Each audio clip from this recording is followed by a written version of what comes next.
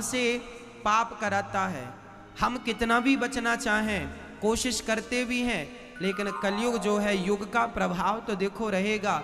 आप सर्दियों में कितना भी हीटर लगा लो कमरे में, लेकिन सर्दी का प्रभाव तो रहेगा। गर्मियों में कितनी भी एसी चालू कर लो, लेकिन गर्मी का प्रभाव तो रहेगा। उसी तरह आप कितना भी पूजा पाठ कर लो, हाँ पूजा पाठ करना जरूरी है।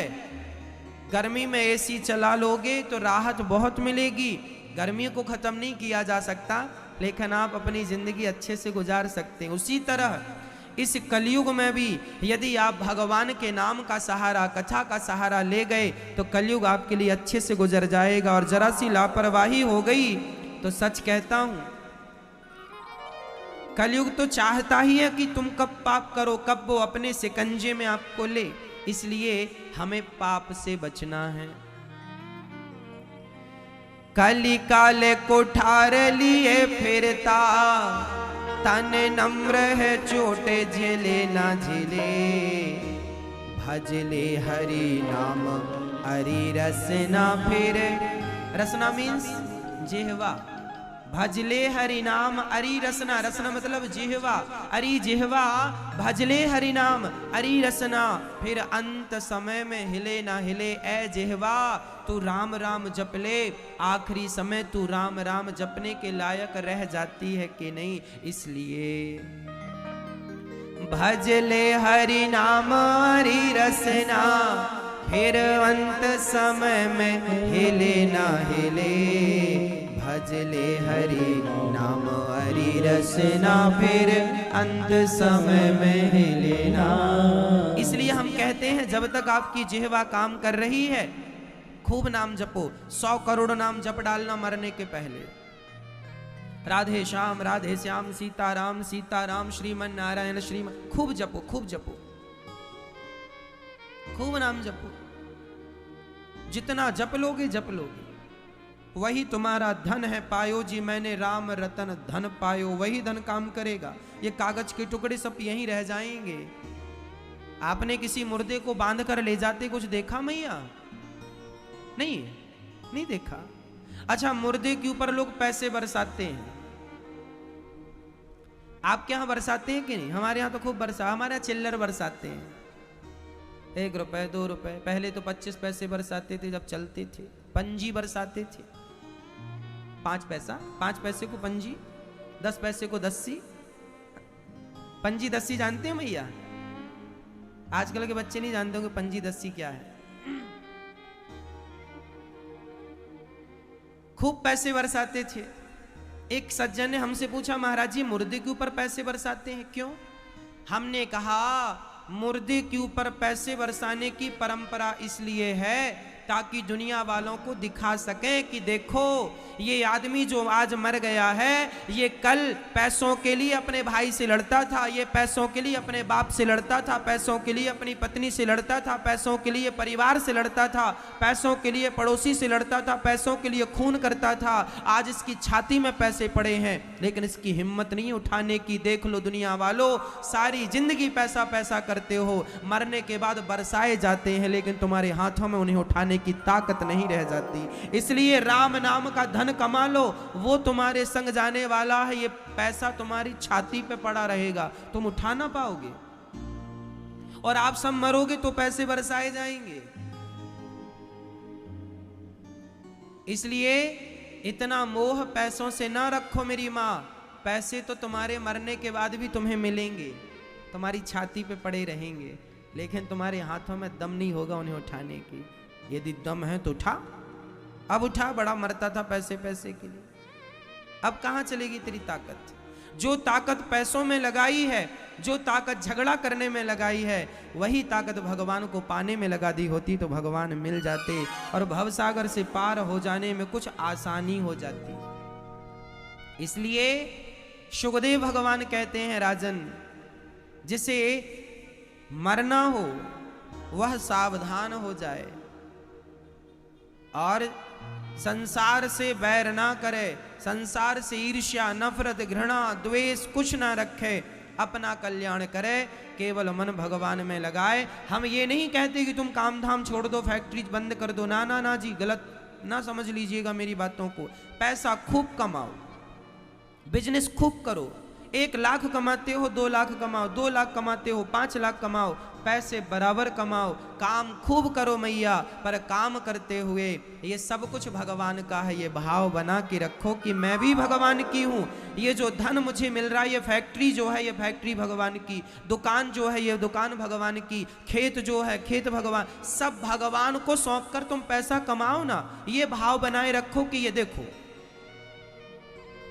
अब देखो अभी आप लोग यहाँ आए थे, ये भागवत जी पे पैसे चढ़ा के चले गए, ये देखो माना कि 600 रुपए हैं, चलो और बढ़ा लेते हैं 1100 कर लेते हैं, ये 1100 रुपए हैं, ये 1100 है ना मैया।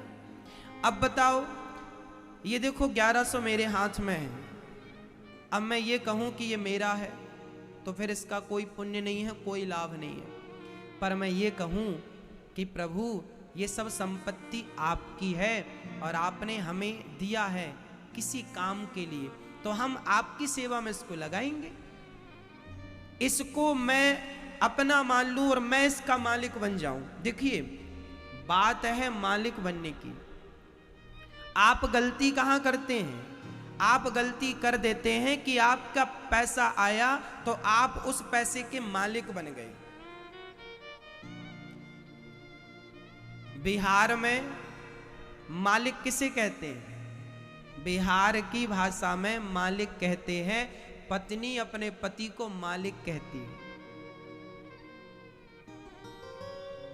मैया नहीं समझ में आ रही है बात? बिहार की माताएं, आप में से कोई बिहार की माता है तो मैया वहां पति को मालिक कहते हैं कि नहीं? है ना? है। बिहार में पति को, वहां की सामान्य लैंग्वेज में पति को क्या बोलते हैं? मेरे मालिक। पड़ोसन पूछती है तुम्हारे मालिक कहाँ गए? मेरे मालिक आज वहां गए, मेरे मालिक वहां, मेरे मालिक वहां। देखना मैं व्याख्या कर रहा हूं। ये जो पैसा है, इस पैसे को हम हिंदू लोग लक्ष्मी मानते हैं। हमारी आस्था इस पर क्या है? ये हमारी कौन है? लक्ष्मी माता। क्या है? बोलो। लक्ष्मी माता।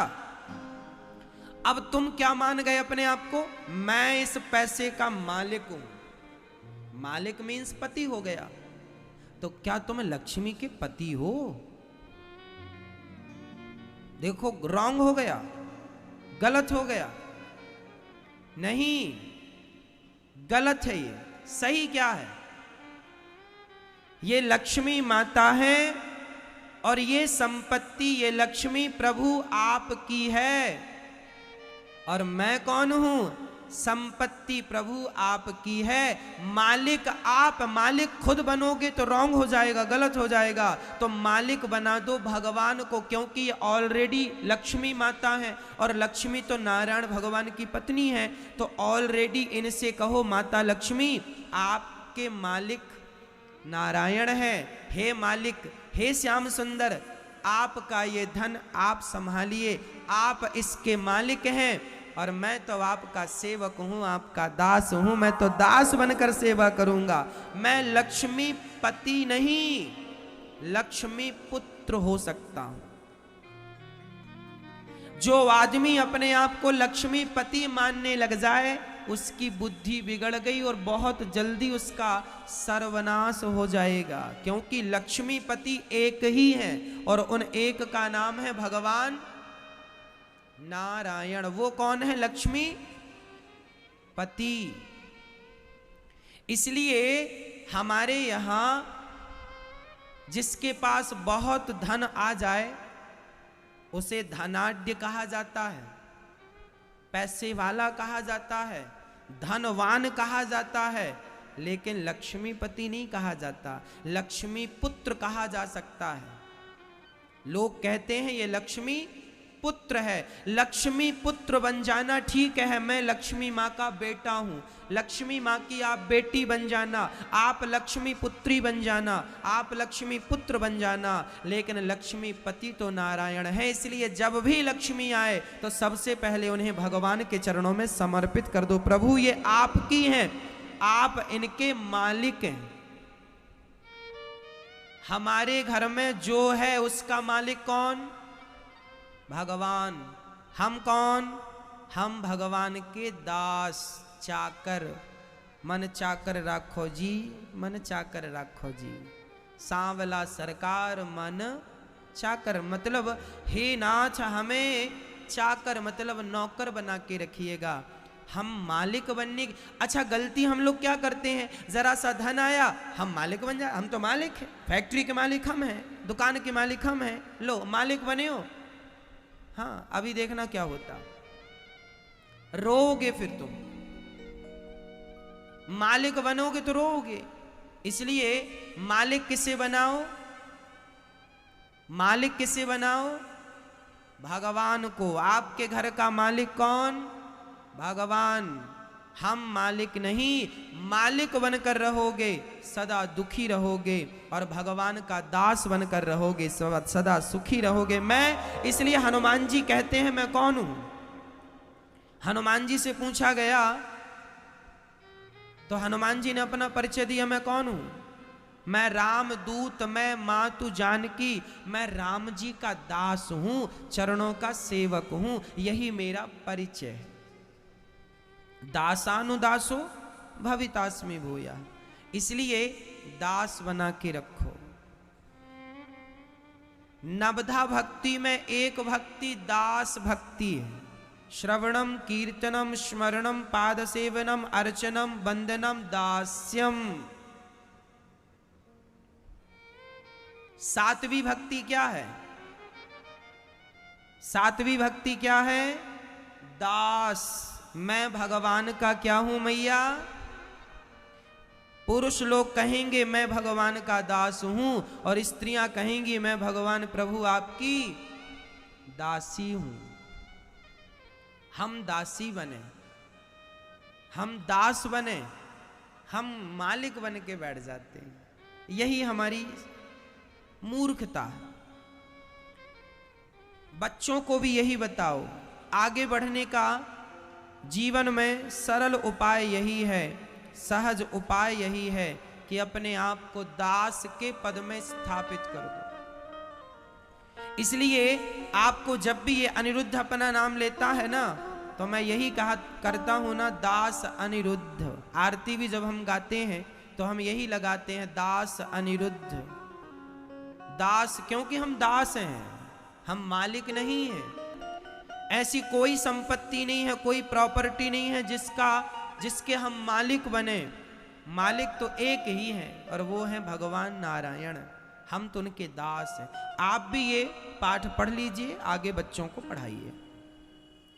सुखदेव भगवान कहते हैं कि देखो, जिसे जल्दी मर जाना हो उसे निद्रया ह्रियते नक्तम व्यवायेन चवावयः दिवाचार्थे हया राजन कुटुंब भरणेन वा। नींद पर कंट्रोल। नींद पर क्या करना है? कंट्रोल। कम सोइए, ज्यादा मत सोइए। ज्यादा सोने वाले को अजगर बनना पड़ेगा। इसलिए हमें नींद कम रखनी चाहिए। 10 बजे सो जाओ, 9 बजे सो जाओ रात्रि के, और सवेरे 5 बजे, 4 बजे, 5 बजे तो जाग ही जाओ। आजकल के लोग रात को बहुत देर तक जागते हैं और दिन में बहुत देर तक सोते हैं। 12 बजे तक जागेंगे और सवेरे 11 बजे तक सोएंगे। रात में जो ज्यादा जागता है उसे क्या कहते हैं? कई लोग तो रात में 12-12 बजे तक खाते हैं। हमारे यहां खाने को बोलते हैं चर रहा है, चर। रात को चर रहा है। रात्रि को कहते हैं निशा। रात को कहते हैं निशा, और रात में चर रहा है तो निशाचर। निशा मीन्स रात, और रात में चरे, चरे मीन्स खाए, तो कौन? निशाचर। रात में जो देखो 7 बजे तक आप खा लो ठीक है, 8 बजे तक खा लो ठीक है। हम तो कहते हैं रात को खाना ही नहीं चाहिए, हम तो खुद नहीं खाते रात को। चलो फिर भी 8 बजे तक खा लो, और भूख लगी है और आप नहीं खा पाए तो 9 बजे खा लो बस। अब 10 बजे तुम खा रहे हो, 11 बजे खा रहे हो, साहब 12 बजे खा रहे हो, रात को चर रहे हो, तो लोग तुम्हें क्या कहा जाएगा? निशाचर। निशा में जो चरे वो निशाचर। और आजकल की पार्टियां तो रात को ही होती हैं, शादी विवाह 1 बजे तक लोग थाली लेके लाने में लगे हैं भिखारियों की तरह, जरा एक तंदूरी देना, जैसे कभी खाए नहीं बाप की राज में। लाइन लगा के खड़े हैं, रात को खड़े खड़े खा रहे हैं। मैया हमारे भारत में खाने का भी ढंग है। कैसे खाया जाता है? जूते पहन के नहीं खाया जाता।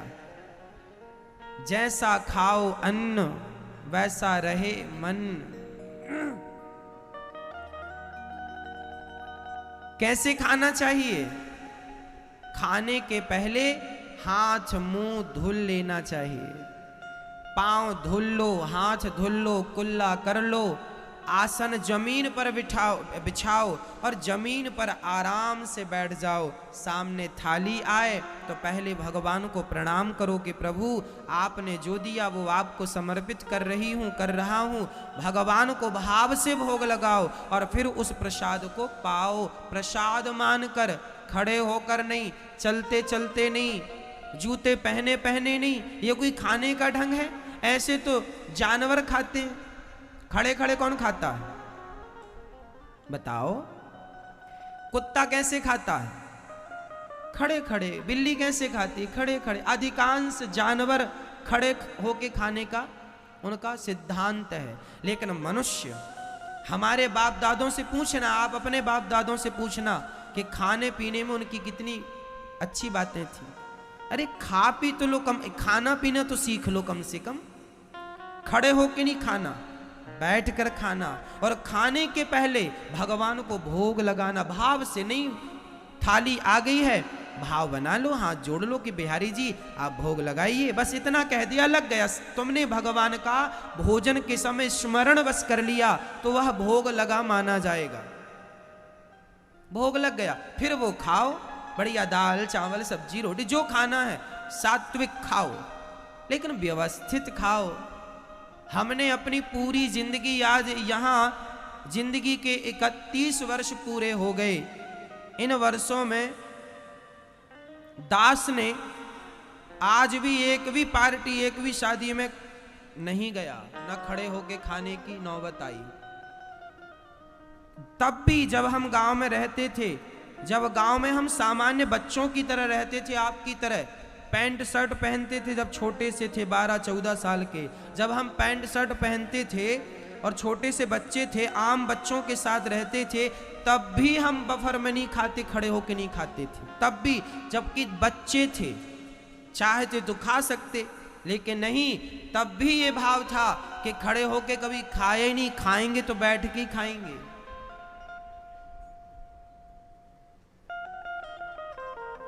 इसलिए आपसे कहते हैं खाना पीना बढ़िया हो।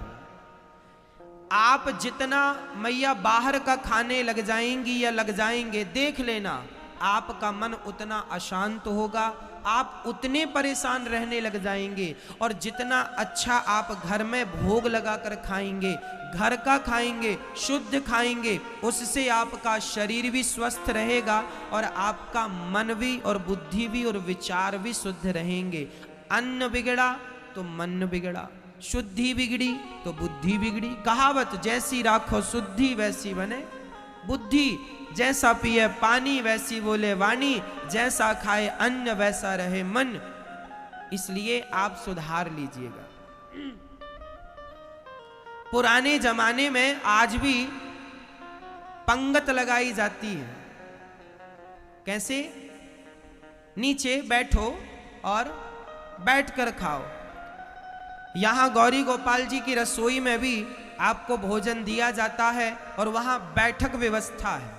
जो सीनियर बुजुर्ग लोग हैं उनके लिए तो स्टूल की व्यवस्था है कि ऊपर बैठ जाएं, पर जो नीचे बैठ सकते हैं उनके लिए फट्टी पड़ी है, आप नीचे बैठिए, नीचे बैठ के भोजन कीजिए। यही भारतीय परंपरा है और यही आपको शुद्ध बनाएगी।